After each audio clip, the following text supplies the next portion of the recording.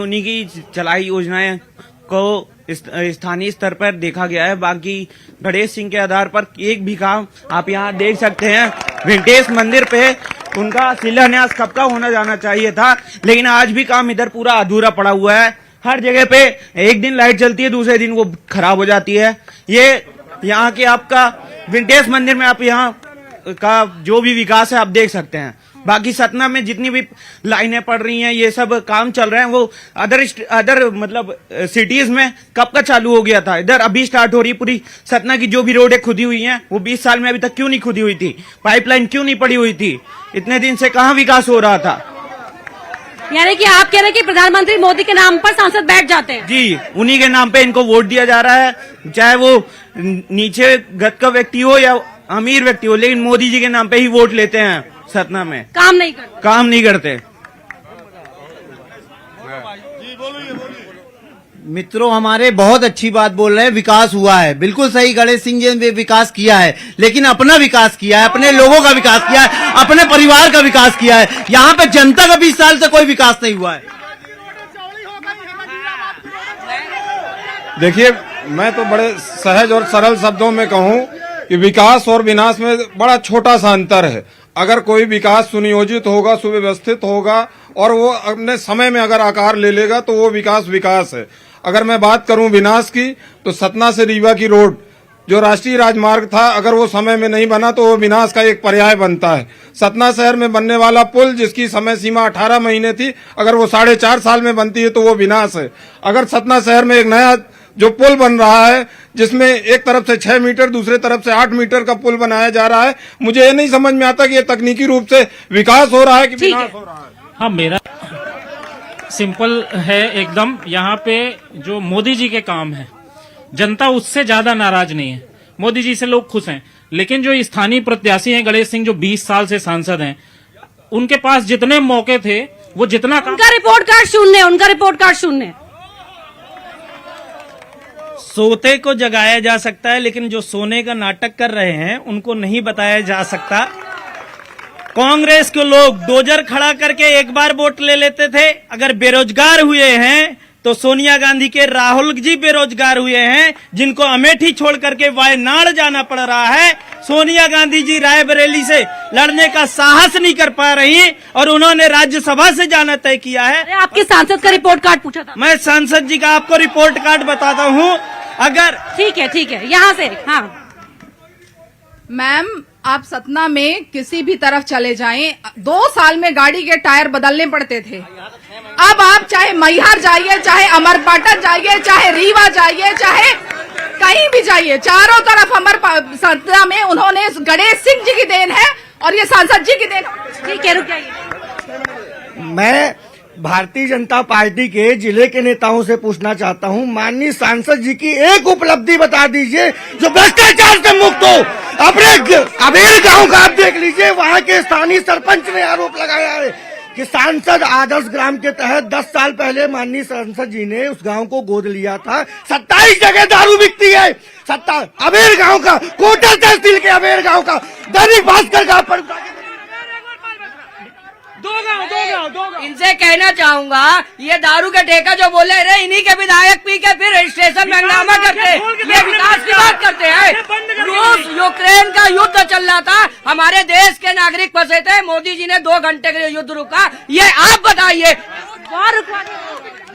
जी ma'am, ये हमारी बहन ने बताया कि अब पहले 2 साल में टायर बदलने पड़ते थे, लेकिन पर अब 2 साल में गाड़ी ही बदल देनी पड़ती है। जी, जो इन्होंने अभी बोला कि 4 महीने टायर नहीं चलते, सतना रीवा रोड में रोड बन गई, पैसा वसूली शुरू हो गया, अभी भी रोड कंप्लीट नहीं है। ये सड़क कंप्लीट नहीं है। जी बताइए। मैं ये पूछना चाहता हूँ, आज से 15 साल पहले इन्हीं की माताएं बहनें रोड से निकलती थी, दिन में भी तो लूट हो जाती थी, इज्जत लूट जाती थी। पर आज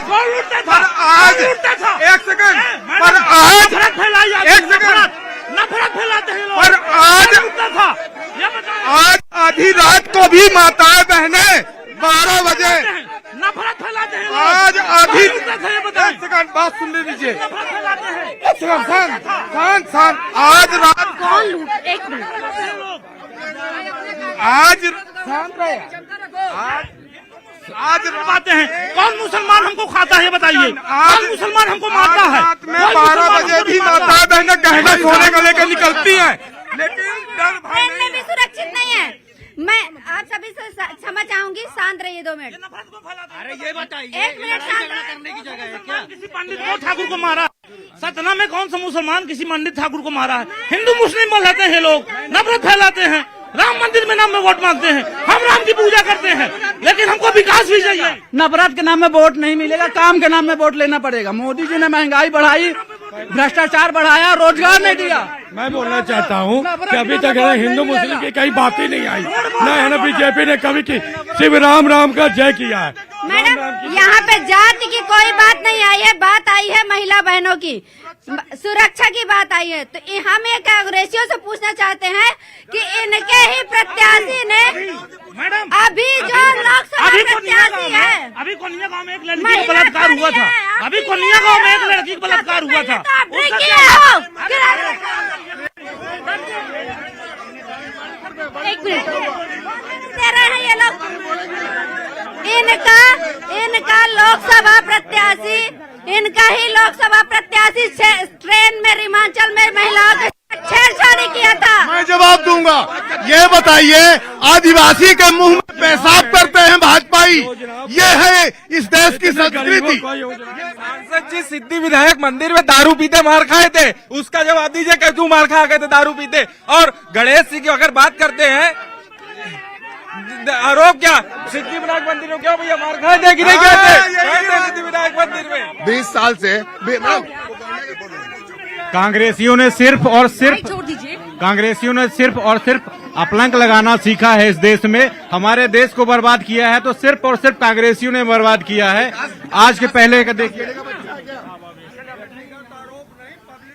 ये क्या है, गुस्सा है या खिलाफत है? नहीं, थोड़ा सा अगर आप समय देंगी तो मैं आपको बोलिए।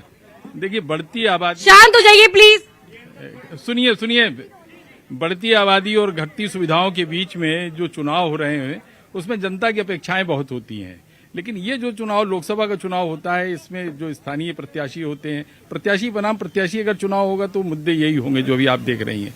लेकिन ये चुनाव जब राष्ट्रीय स्तर पर होता है तो सवाल ये उठता है कि देश का नेतृत्व किसके हाथों में होगा।